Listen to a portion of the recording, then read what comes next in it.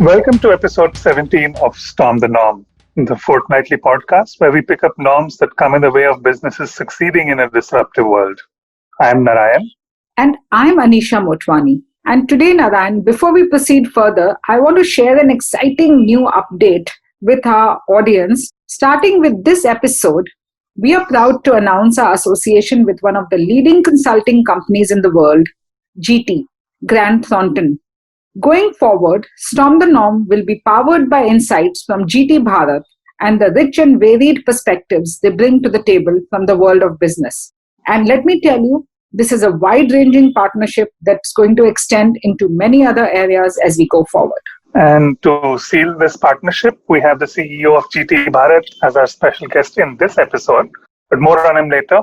On to today's episode now. Anisha, I'm mindful of the fact that the norm we've picked to storm today is a much discussed one. But like many taken for granted norms, I believe it's time we took a closer look at it and unearthed not just what's behind it, but also what it takes to find success in this context. We're talking, of course, of challenger brands, but also specifically this particular norm about challenger brands that they have to swim considerably more vigorously than the brand leader just to remain in the same place. You know what my biggest peeve is? That many brands seem to think that merely not by being the leader is a sufficient ground for being a challenger. By that logic, all followers should qualify as challengers, isn't it?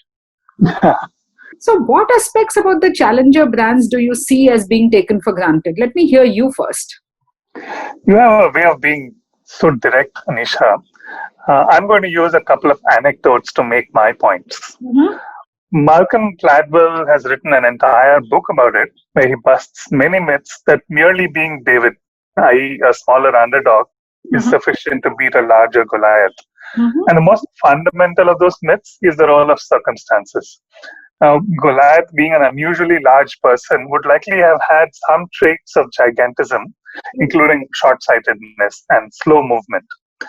Add to that the fact that their combat was not at close quarters or hand-to-hand, and you see how lucky David's skill with the slingshot was in the circumstances. So the first myth surrounding challenger brands is that being the underdog is a sufficient and sometimes necessary condition. Now here's an additional example. Pepsi has always been seen as the quintessential underdog to Coke, right? But did you know that PepsiCo's revenues are double that of the Coca-Cola companies? As of 2019, PepsiCo stood at $67 billion, while Coke was at $32 billion. Who exactly is the underdog here? Absolutely. And both of these are striking observations and seem to reinforce the veracity of the norm that challenger brands need to work harder to stay in the same place, circumstances and luck, of course, notwithstanding. And neither market standing nor size may make them a challenger. So what then? I don't think I've used cricket as an analogical tool so far in our episodes, but I think it's probably pretty apt here. It's tempting. The 1983 men's Indian cricket team was the classical underdog that came from nowhere to dethrone and until then invincible West Indies. But I have another team in mind when it comes to satisfying multiple conditions of being a true challenger. And that's the Sri Lankan cricket team of the 1996 Cricket World Cup. They were a decided underdog, a much, much smaller as a cricketing nation, and in the midst of the worst days of the Civil War. And they definitely did not stay in the same place at the end of the tournament. So we all know that meaningful challenges can strengthen and give people's lives such a powerful purpose that can act like a propeller. And your example just bears that out. Also, picking up the thread between the various examples you've cited, Narayan, what is amply clear is that it's high time this norm was stormed, isn't it? Exactly. I guess we'll find out if we should have let this sleeping dog lie or it's worth waking it up. I think it's worth it. Okay, we'll go with that for now. We do have an expert, as always, to shed light on it first, and I referred to him at the beginning. As always, this is an expert who brings his lived insights and lived experience with him on what it takes to be a challenger brand and not end up in the same place after expending all that effort. But let's see if he's up to that challenge. Please welcome Mr. Vishesh Chandiok, CEO of GT Bharat. Vishesh is a 15-plus year veteran of GT organization, having held global roles and pioneering many practices that have been adopted across the organization worldwide, including helping define the brand's promise of an instinct for growth. Vishesh is a voracious reader and clearly has an instinct for taking up new challenges all the time.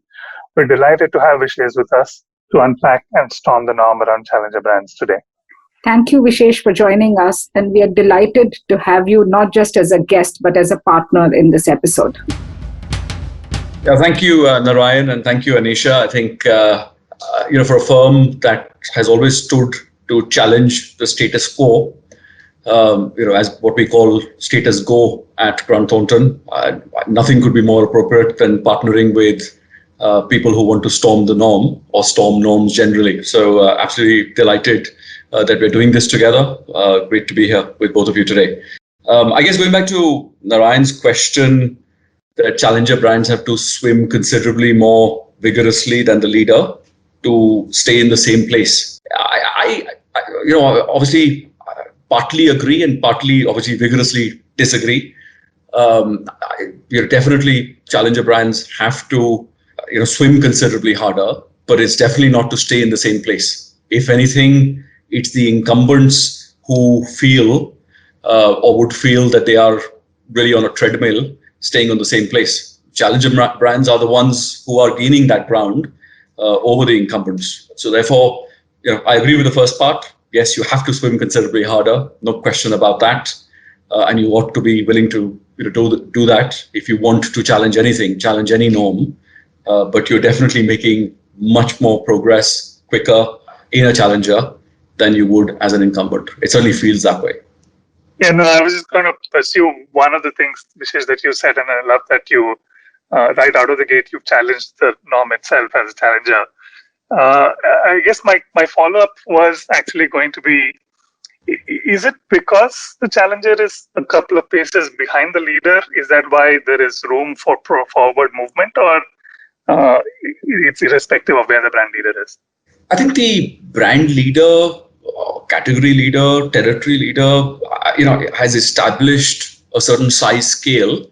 For anybody else who wants to play in that space, there would always be distance to catch. You don't have to do exactly the same thing in order to catch that. In fact, if you were to do exactly the same thing, you would most likely never catch that brand leader. Yeah, and in many ways, then that's not storming the norm. You would just follow the norm if you were to do the same thing. At the same time, I'm a fan of copying. I think there's nothing wrong with copying. People, hesitate that, okay, there is a very big player in a space. But look at Uber and Lyft, right? Uber is a very big scaled up player now, a startup in itself in some ways. But there's the opportunity for Lyft and there's the opportunity for Ola within that same marketplace. I think the same opportunity exists even in complex spaces like airlines, right? We have a big scaled up airline, Indigo, really successful.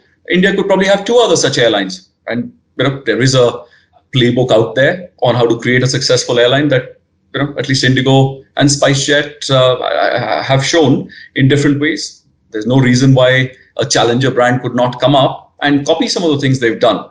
But they can't copy everything and still be successful. So you're referring to getting creative with copying, because if you just copy, then you are the Me Too, and you would always struggle to get a little bit of the space where they already have a dominant share.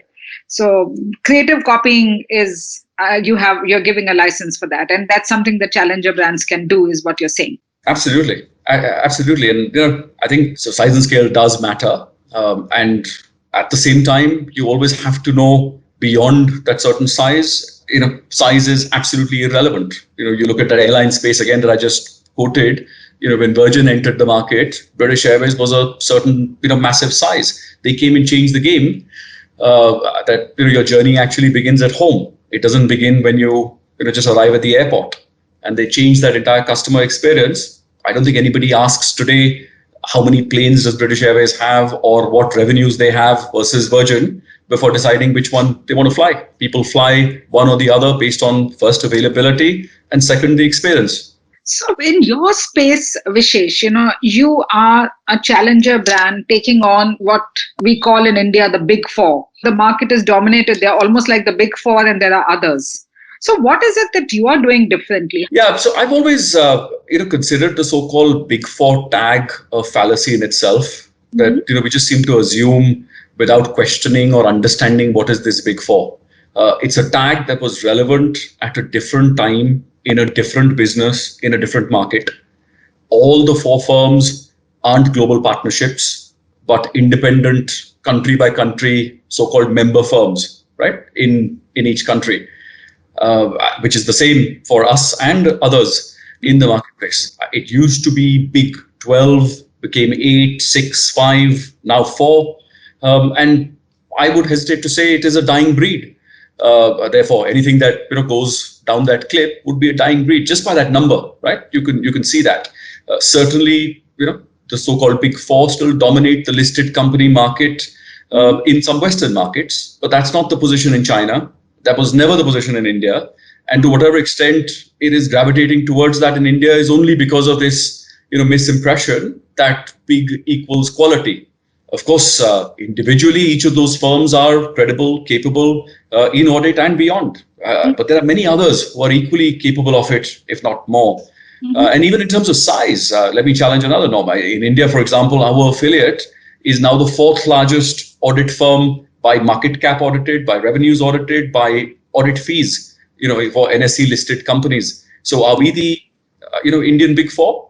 Therefore, I believe one needs to see the position and capability in each area of practice in the local market versus just assume, that the big are capable for all things and in all markets. Which actually is a good segue, if I may jump into the second question. I'm going to use a cliche over here, which we're all familiar with. I think the foremost advantage that a challenger usually has is that it's not about the size of the dog in the fight; it's about the size of the fight in the dog, right? And coupled with that is the advantage of agility and speed that a challenger has versus at least the stereotype of a lumbering, slow-moving market leader, if you will, right? But more and more, maybe to borrow another concept from physics, it's neither just speed alone or size alone, but momentum, which is a factor of both the energy behind mass as well as the speed with which, the velocity with which it moves, and which renders maybe size irrelevant a lot of times, like you were saying. Is that something that you prioritize, either speed or momentum at GT? Well, I'll refer again, I touched on it earlier. I think, size and scale does matter, Narayan, but I think certainly beyond a certain size, it's absolutely irrelevant.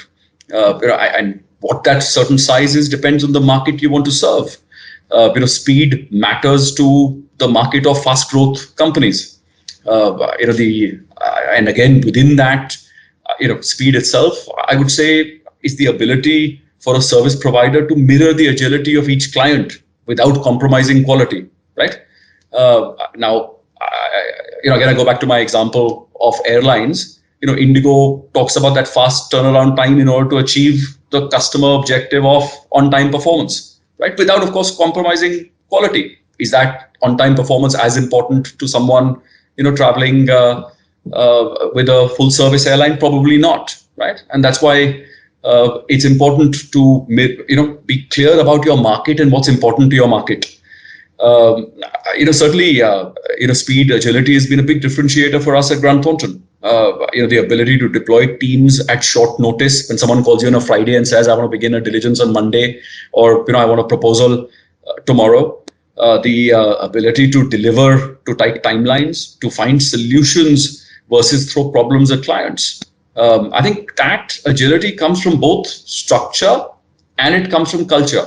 I think are there many layers protecting the organization, the firm, the company, and putting the client at the end, versus people across those layers working together in the interest of the client and still protecting the organization.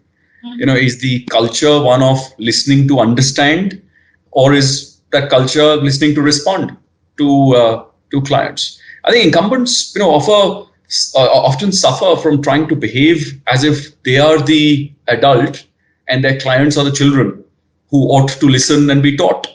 Right? I know, most of us have children. Even children don't like to, listen or be taught anymore. But I keep reminding our people to, keep our challenger brand culture of a relationship of equals with our client personnel alive. To listen to their point of view with an open mind. Do leaders, within the firm roll up their sleeves, and are they willing to listen with an open mind to help solve client issues, or wait to receive things through a waterfall of filters for approval eventually, right? Those are the differences between, do you feel like, a challenger, or do you feel like an incumbent? And I think it comes down to, remembering to value each and every client, each and every customer as if, they are your first customer. They are your only customer.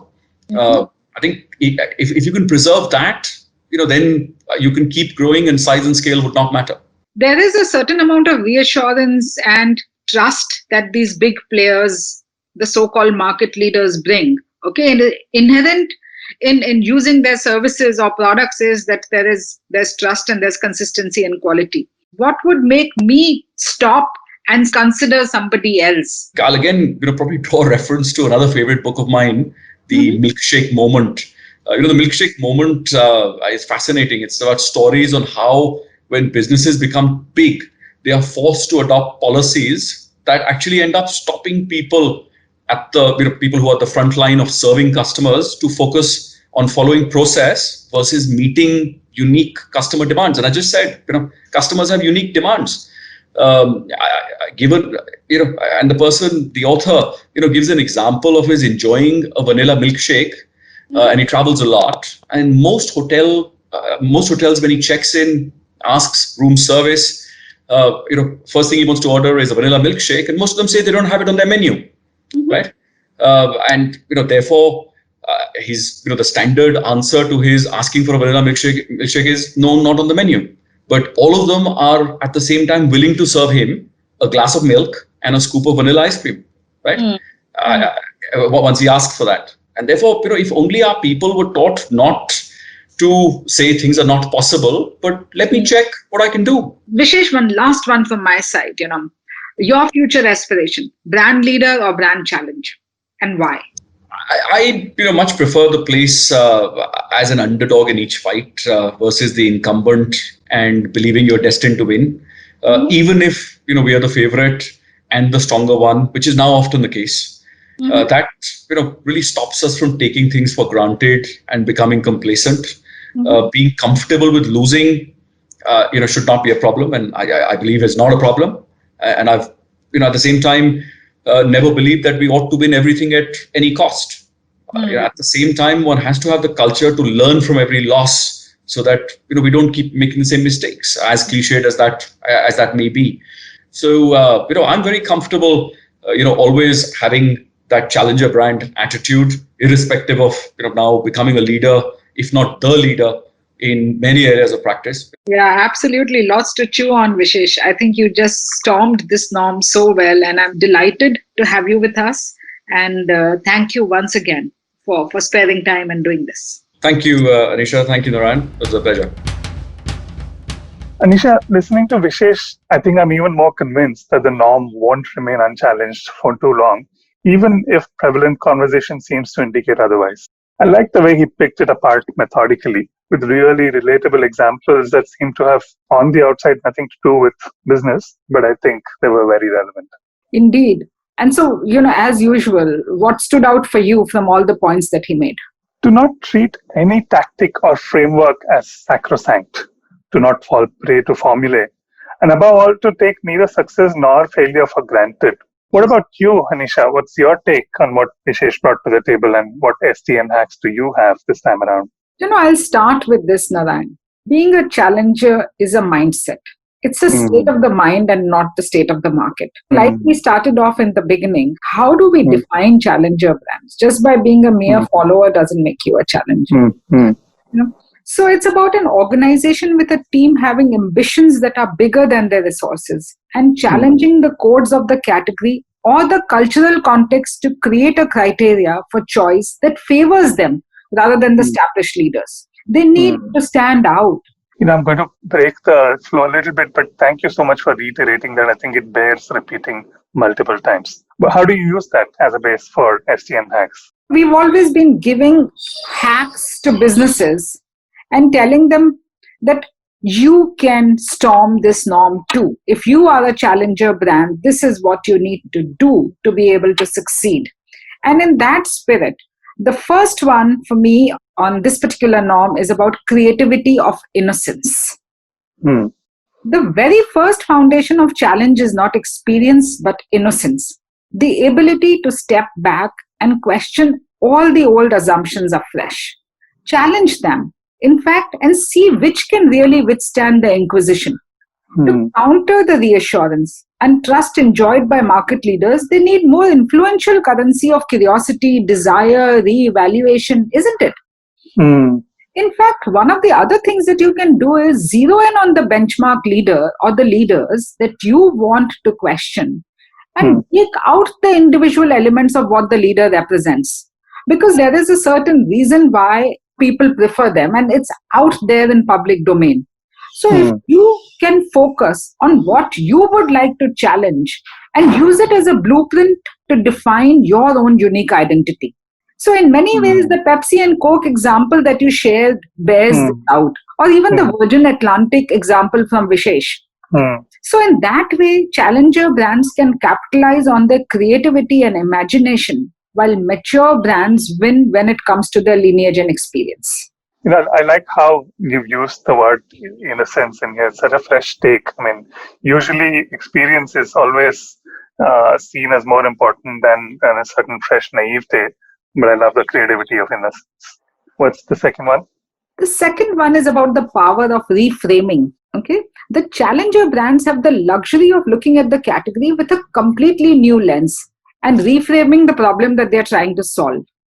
Being able to question and shift your frame of reference is an important key to enhancing your imagination because it reveals completely different insight. It takes effort, it takes attention and practice, but it enables you to widen your horizon and create a completely different identity for yourself. It reminds me of a very famous study in 1960. I don't know if you recall, the psychologist Walter Mischel. He put 4 to 6-year-old children alone in a room with a marshmallow. And before he left the room, he would tell them that they can eat it now, or if they waited for a few minutes, he'll come back and give them 2. So what do you expect? Kids being 4 to 6 years, they would usually just end up eating the one that they had in hand. Sometimes later, Michel tried out another experiment and he said that one way to resist the marshmallow now and get 2 later is to pretend that the marshmallow wasn't there. By changing how he prepared them for the challenge, he dramatically changed their behavior. Now, children could now wait for almost 15 minutes without eating the marshmallow because they had changed the context. They imagined that the marshmallow does not exist in the room. So what Michel's study actually shows is our success depends on how we choose to see our environment. The real finding of this test is how flexible people are and how easily changed if they simply just reinterpret the way they frame the situation around them. Beautiful example of reframing. Okay. What's the third? The third one is an advantage challenger brands, which is everyone loves the underdog. So how do you leverage the love of the underdog? There is an eternal appeal of the underdog, and challenger brands should know how to cash in on that. Everyone seems to like backing the underdog, and challenger brands are usually that, up against the established big boys, but attempting to carve out a space for themselves. So understanding the psyche of what makes underdogs tick is the key to this leverage. And according to me, underdogs give people hope. It almost allows people to follow the journey of development and be entwined in a story and a plot line. It's almost like following a series on Netflix. People want to see the plot twist, the new characters, the journey. And following a story of an underdog allows others to dream and hope that one day they will achieve or accomplish change. And in our lifetime, Narayan, we've been fortunate. We've seen so many of these brands that started like underdogs and now have become like the go-to platforms or businesses. And to that extent, that has been one of the reasons why underdogs succeed so much. And the same thing, on the other hand, because the expectations from underdogs is that they will not be as good, that motivates the underdog team to therefore try harder. And of course, you keep citing that famous example of, so what if we are number 2, we try harder. Yes. Yeah. Okay. All right. That's 3 down. What's the fourth? The fourth one is all about emotions and great storytelling. A challenger brand does not break through in a mature category by being more convenient or trustworthy. It succeeds because it offers the consumer an emotional reward or a relationship that the established brand cannot match with great storytelling. Yep. And they are highly adept storytellers that understand the way to a consumer's heart is through an emotionally resonant narrative. Okay. And that's why, they end up taking thought leadership vis-a-vis market leadership. Yep. Okay. What's the last one? The last one, of course, has to be with the kind of experience that you give. Finally, the rubber hits the road when you experience a challenger brand. Challenger brands do have the additional responsibility to prove themselves and show keen interest and understanding of the needs and wants of their customers, their priorities, their preferences. They must find creative ways to demonstrate that they understand what their audience needs and differentiate them at a human level. To use behavior as the most important clue about what people want and more important, what they need. Once you know what they need, you can serve them the right message at the right time and drive business results. So hyper-personalization, being there for them all the time, understanding, overcommitment, this whole experience that you give them has to be very personal and at a very human level. And that's what makes challenger brands preferred over market leaders. Insightfully hacked as always, Anisha. I want to bring back one of the examples I used in the beginning to reinforce your STN hacks. In the 96 Cricket World Cup, Sri Lanka used the power of innocence, to use your phrase. Nobody told them they couldn't go hammer and tongs at the opposition in the first 10 to 15 overs, a period that had been reserved for a safe and sedate start to the batting until then. And that's exactly what Sanath Jayasuriya and Ramesh Kaluvitarana did famously. But when they did that, they also reframed how batting in limited overs cricket could be approached. I think that combination of things made for a powerful story, one that tugged at the hearts of underdog lovers everywhere. The rest, as they say, it's not just history actually, but how cricket is played today even. I just love the way you brought 3-4 hacks alive through this one very simple example and a very relatable example. Absolutely. Thanks, Narayan. I think the thanks are to you for articulating the hacks in the first place. I think that's a good place to wrap up episode 17 of Storm the Norm. Now, powered by insights from Grant Thornton Bharat. There are multiple places you can catch us on: Apple Podcasts, SoundCloud, and JioSaavn by just searching for Storm the Norm. We're also on Saregama Carvaan 2.0 devices on channel 453. This is Narayan. And Anisha. Signing off for now. We'll be back with a new episode shortly. Thank you and talk to you soon. Thank you.